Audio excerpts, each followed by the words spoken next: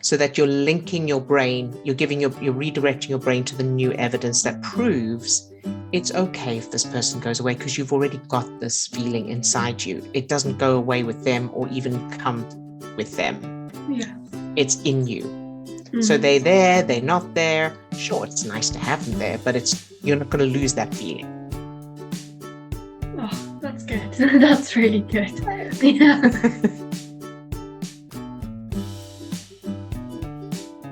Hi, everyone, and welcome back to Live Support with Odille for changing negative implicit childhood memories using the Remmert method. We've created this forum for those who've watched our YouTube videos or read our book and need personal help with using the techniques to get changes, but aren't in a position to do one-to-one sessions at the moment. So if you're new to the Remmert method, be sure to check out the links in the description of this video. And if you'd like to submit a question yourself, or you'd like me to help you through the process of changing memories in this format, check the link in the description of this video for details on that. So first up today, we have Swasti. Hi, Swasti. Hi. Hey, how are you today? I'm good, thank you. Okay, so I have my questions on the situation I described a few weeks ago. It's about this person leaving. So the thing is, like, after summer, he'll be gone, like somewhere. I don't know where, which is probably adding to the situation. But every time I think about it, I get very like emotional because like I get very attached and I have issues like letting go. But I want to, so my goal with this sort of work is to make peace with the whole like letting go thing, because I know that it is possible. And like if I internalize it now, it will just make it easier when it does happen. But yes. I realize that I'm like desperately using the superpower to like, you know, like make sure it doesn't happen, but that's not really how it works. So, yeah. Okay. Fair enough. All right. So what is it you like most about this person or the relationship you have with them? Because it is very like calm and content. Nice. Yeah. And so what will you miss most about this person when they leave?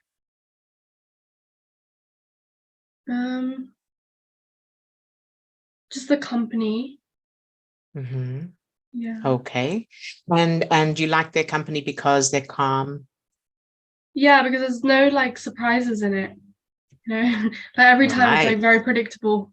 It's good. Nice. Okay, very good. So what we want to do is put that into your childhood from your parents.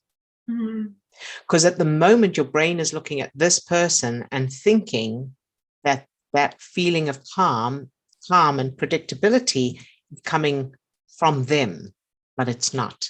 Yeah. Of course, nothing can come from them. It's the chemicals inside your brain and body that are creating those feelings in response to your perception of that person.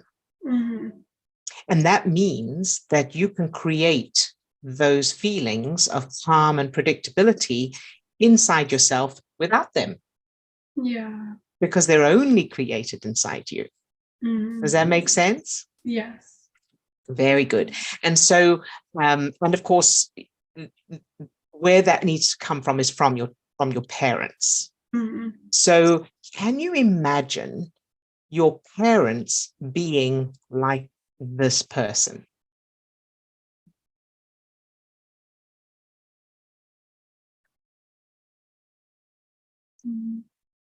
I have been able to recently with the changing memories of like being chill and just laying in the sun, enjoying the sun. Very good. Good job. Yeah. All right. But the predictability is harder. Okay, let's look at that. But before we do, I just want to point out that as far as the unconscious part of the brain is concerned, that person could be in the next room. Because the unconscious part of the brain doesn't have, can't use logical reason. It's only your conscious mind that keeps thinking about the fact that they're leaving. Yeah. And the fact that they won't be here and all of that. But the you can't see them all the time. So right now, where are they? Where's that person now? At work. At work, Yeah. right? And so the fact that they're not with you doesn't mean they've gone to another place. True. So your brain is okay with them being at work, right? Yes. And so you can actually use that to change, because the key here is that the unconscious part of the brain can't tell the difference between reality and imagination, which means that when we're thinking about something, of course, brain and body are producing the same chemicals as if the experience was real, which means that if you pretend that that person is just at work, you will be able to create that same state, those same feelings, as long as you get out of your own way. In other words, as long as the conscious mind is not interrupting and going, oh, but they're gone or they're going away, Does that make sense? Yes. Yeah. Good. So that's what we're aiming for. So now let's look at the piece that you said was a bit tricky, which is the predictability of your parents in your childhood. So how do you know that bit is more difficult?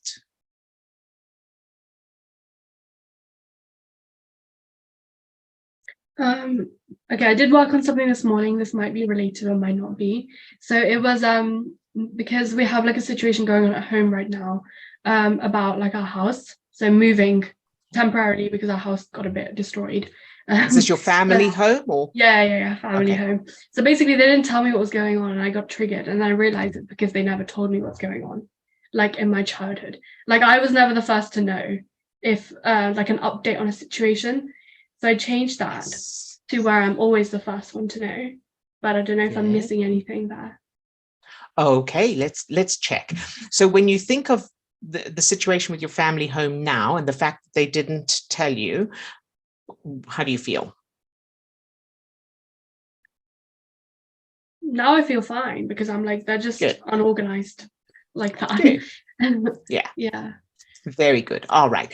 And so let's also look at when you think of your childhood and the fact that you weren't told certain things. What do you feel right now as you think of that? No, that's like a desperate holding on state. Very good. All right. So what comes to mind? Any particular event that you weren't told about, or is it a general thing? What's that? I think it's generally like how the family is, just very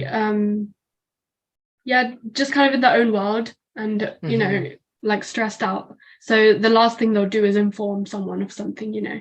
So the communication has naturally not been there for anyone because they're so lost in their own world. Yeah. All right. So just for a moment, let's suspend what you know and the reality of what you know just for a moment. And what would it have been like if you imagine right now that your family was very calm, your parents were always calm, and they were comfortable with, you know, it was a natural thing for them to talk about things. And so you come home from school and they say, oh, we've got some news. This is what's happening.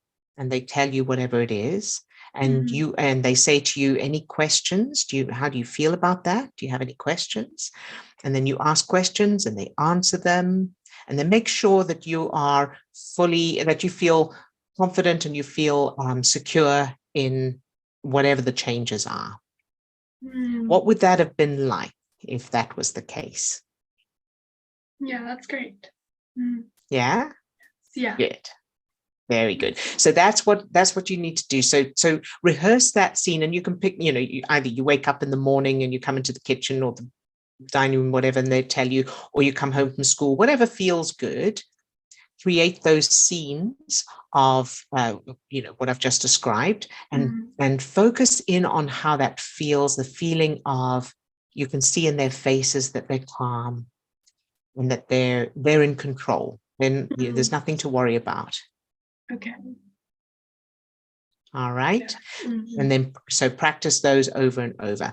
I would also say, create a couple of one or two memories where you are asking about things. So you say, what's happening with that?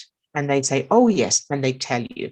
So so that piece of data proves that it's safe for you to ask when you don't know something. Okay.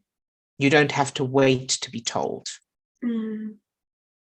Sound good? Yeah, sounds good. Very good. All right. So, so now when you think of your parents being predictable in your childhood, how's that? What's there? I feel fine now because I know that if I was told things, then Yes, I would always trust that I would always be told. there So you I go. would be fine. Exactly. Yeah. Exactly. So because up until now, your brain has been on high alert, for several reasons from your childhood, but this is one of them where you had to constantly be aware because you didn't know, if you were going to get that information or not, and it could be dangerous. Yes. Okay. Good job, Swasti. All right, so that's that. So now, so if your parents were reliable and calm, and they had the same quality as this particular person, what would your childhood have felt like? Very calm, and therefore you can focus on like the fun. That's it. Let things go a bit more. Exactly. And let's create one particular scene that can represent that. Okay. So can you think of a scene, a new memory that we can create from your childhood, that when you think of your childhood and you think of that feeling of being calm and being able to focus on fun, this scene can be what represents it. Can you imagine something? Yeah. Good. Yeah. And so whatever that is, I want you to go into details and amp up the feeling, amp up that feeling, make it really strong of calm, predictability, reliability, and fun. Okay. Okay. Practice it until it's established and make sure those feelings are really strong. And then think of the person who's going away, notice what's there, and then play that new memory, so that you're linking your brain, you're redirecting your brain to the new evidence that proves it's okay if this person goes away, because you've already got this feeling inside you. It doesn't go away with them or even come with them. Yeah. It's in you. So they're there, they're not there. Sure, it's nice to have them there, but you're not going to lose that feeling. Oh, that's good. That's really good. Yeah. Good. Yay. Yeah, I will practice that. Thank you. Good. You're very welcome, Swasti. Thank you for the question. Thank you. Good one. Was that it for you today? Yeah, I think so. I'll work on this, and then if there's more, I will ask. All right. Very good. Good job. Hi, Kingsley. It's lovely to see you here. I think that's the first time I've seen you. We've been in contact through Facebook, but I have not met you before. So lovely to see you. All right. And so there was someone else on the list who was going to be live in the room, but they're not here at the moment. So I'm going to go on to the next person. And so Raquel has asked 2 questions. So the first question, could you please give tips on creating stepping stone memories? When do we know we need to create them? And how can we create them for ourselves? So great question, Raquel. Thank you for asking it. Since stepping stone memories are used to address and change different, often contradicting pieces of data within one particular memory, the way to tell if you need them is to ask yourself what the worst things are about the original memory, about the original event. What things stand out for you in terms of feelings, emotions, actions, lack of actions, and so on. And then if there's more than one aspect or perspective to the original memory, you probably need stepping stones. So for example, if you were bullied in school, and when you told your parents, they didn't believe you, the different aspects and perspectives may be, number one, being bullied in the first place, of course. So feelings of helplessness, fear, maybe anger. Number two, second aspect, not being believed by your parents when you told them about it. Third aspect, the fact that no one had your back. Either no one was paying attention or no one stepped in when they saw what was happening. And the fourth aspect would be not being able to stand up for yourself or protect yourself. Now, the final memory you want is to aim for is that you were never bullied in the first place. In fact, you were the most popular kid in school, and everybody loved you, respected you, and wanted to be with you. Now, the problem is if you go straight for that end result, that particular end result, that you were never bullied and you were the most popular kid in school, your brain will still have the other separate pieces of data regarding not being believed by your parents, the fact that no one's got your back in protecting you, and the fact that you can't protect yourself, you can't stand up for yourself.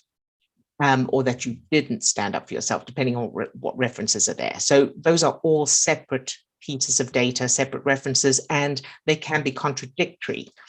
So in this case, the first stepping stone memory could be you were still bullied, but when you told your parents, they were outraged and protective of you. They hugged you and asked you if you were okay, and then immediately went to the school and got justice for you. And so you can see the bullies being reprimanded, punished, expelled, or even arrested, whatever would feel good to that child in you. The second step, so you'd create that, practice it 3 times in a row, and feel the feelings of that to get that established. Then the second stepping stone memory would be, as the bullying was about to start happening, someone stepped in and protected you. So a teacher saw what was happening and confronted the bully and made them apologize. And the bully is remorseful and apologizes authentically. And again, whatever would feel good to that little you, whatever that little you needs regarding that aspect of this experience. The third stepping stone memory would be you had the power to stand up for and protect yourself. So physically, verbally, whatever would empower you. And you put the bully in their place, creating a powerful feeling of safety and being strong. So give that little you martial arts skills or a magic wand or a sharp wit, whatever feels good. And then, of course, the final memory will be that you were never bullied in the first place. So for each aspect of the memory, ask yourself, what would that little me have liked to have happened at this stage of the experience? Or what did that little me really need at that point? And then give yourself whatever that is in the form of a stepping stone memory. So the full details on stepping stone memories are in chapter 19 of our book, Change What Happened to You, How to Use Neuroscience to Get the Life You Want by Changing Your Negative Childhood Memories. And I'll also put a link in the description of this video to an article that gives all the details on stepping stone memories as well. So I hope that answers your question, Raquel. And the second question from Raquel is, if someone is not comfortable using a magic wand in their childhood memories, what's another thing they could use in place of that? And then she says, some people have strong Christian backgrounds and aren't comfortable with magic. So thank you for that question, Raquel, as well. And yes, of course. So when we work with clients, we work within that person's particular beliefs. So for example, if someone is a Christian and is not comfortable with magic, we might suggest connecting with God or Jesus and imagining that power of unconditional love from them as a protection, and allowing God or Jesus to make the changes for them. So we may point out that because of free will, God can, for example, only help them if they allow it. And most of the time, for most people, the emergency, survival, freeze, flight state And the negative childhood memories are keeping a block in place that prevents them from being able to receive that transformational, unconditional love. And if a person believes in angels, we might suggest that they imagine their guardian angel in their childhood memories with them. And that angel has been there all along. And how will that angel help them to make the changes in their memories? So I hope that helps to answer your question, but let me know if you need more suggestions on that topic. All right, and that's it for the pre-booked questions and requests for help. So I know there's a couple of people in the room. If anyone needs help right now, has any questions, who's in the room live right now, let me know. You can either unmute yourself or put your question in the chat if you prefer. Oh, I just had a question about you put about it was about self-love and accepting yourself with all your imperfections and imperfections, and I thought, oh dear, I can accept myself except for my imperfections.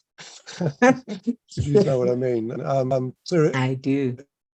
A lot of different things. Imperfections could be all sorts of things, but yeah, my perfectionism is, not want to thing badly, or leave something half done, that kind of thing, and feeling bad about it if I don't get it finished.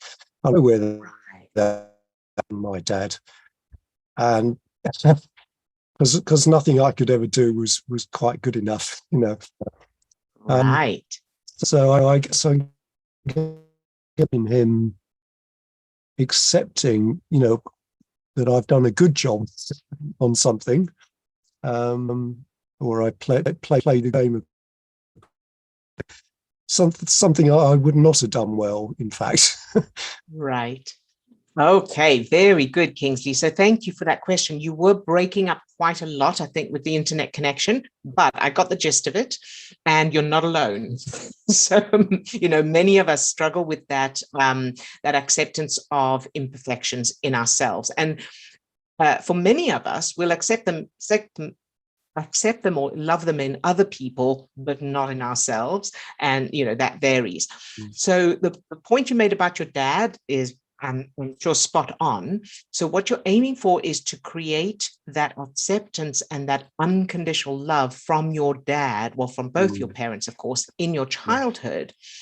Because as you think about yourself now, and you consciously try to love yourself or accept yourself and your imperfection, as you think about those imperfections, your brain is referring to the proof in your childhood that it's not safe to accept these imperfections. It's life-threatening because of whatever happened, in your childhood from your dad. So what you're aiming for now is that when you think of those imperfections, the unconscious part of your brain is referring to the new memories of your dad being supportive, kind, loving, calm, and proving to you that he loves you no matter what, and he loves you just for existing, and everything else is just a bonus. So that then your brain is not producing the stress chemicals anymore. And only then will you be able to intellectually and consciously accept the imperfections. Does that make sense so far? Yeah. Good, very good. And so see what you can do to create, you can create memories from scratch of your dad being like that. And of course, any memories that are the opposite, use the techniques to change them so that he is like that. And you may need to change his childhood. Yeah. So if, for example, if you feel you can't imagine him being that way and him loving you unconditionally, then use the generational childhood transformation technique to change his childhood, because if he'd had a different childhood, of course, he would have treated you differently. Yeah. Does that help? Yeah, thanks. Very good. You're very welcome, Kingsley. And then, of course, let me know if you need more on that. If you try it and you find you need more help. And so for everybody else, if you want to check the description of this post for details on getting help for yourself from these sessions, or you can send in your question by email and get it in the recording. And also, if you want to be anonymous, you can be anonymous, and I can work with you, no content, if you don't want to share details. All right, everyone, have a wonderful rest of your day, and thank you so much to those who asked questions. Bye-bye now.